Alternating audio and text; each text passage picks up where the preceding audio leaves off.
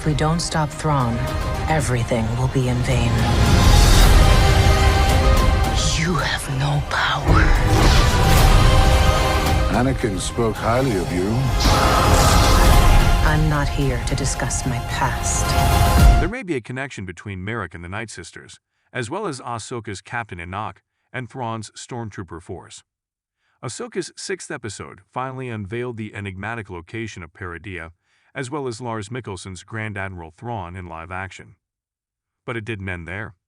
Thrawn was accompanied by a tattered army of stormtroopers, including a gold-faced Captain Enoch and the Great Mothers, a group of Night Sisters.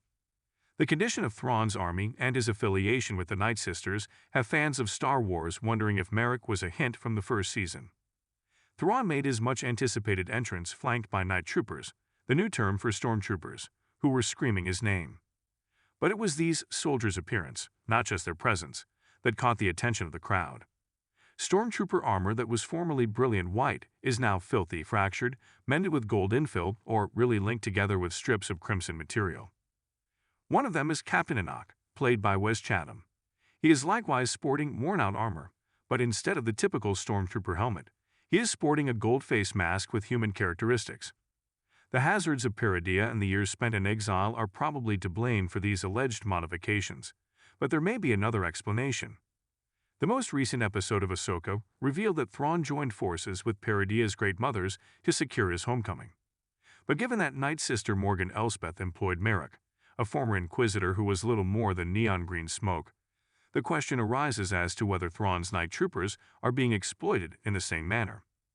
Along with sharing a name with the Night Sisters, the Night Troopers also wear armor made of the same crimson fabric as the Great Mother's robes. If the Night Troopers were created by the green, smoky magic of the Night Sisters, Captain Enoch and Thrawn's army could genuinely be a force of the undead. The last scene of Ahsoka's 6th episode saw cargo that resembled caskets being transferred from catacombs onto Thrawn's ship, which he adds is per my agreement with the Great Mothers. This is in addition to the Night Troopers' name and their deteriorating, red-wrapped armor. Such remarks suggest more than simply worn-out armor and the effects of time wear and tear. Last but not least, the creator of the Ahsoka television series, Dave Filoni, has been aggressively integrating Star Wars Legends content into canon for years, including Thrawn himself and the military base of Tantus. A virus on a Star Destroyer led to a legion of zombie stormtroopers, according to one Star Wars Legends story included in Joe Schreiber's Death Troopers. This story point could be introduced to Ahsoka and the burgeoning Mandoverse by Thrawn's army.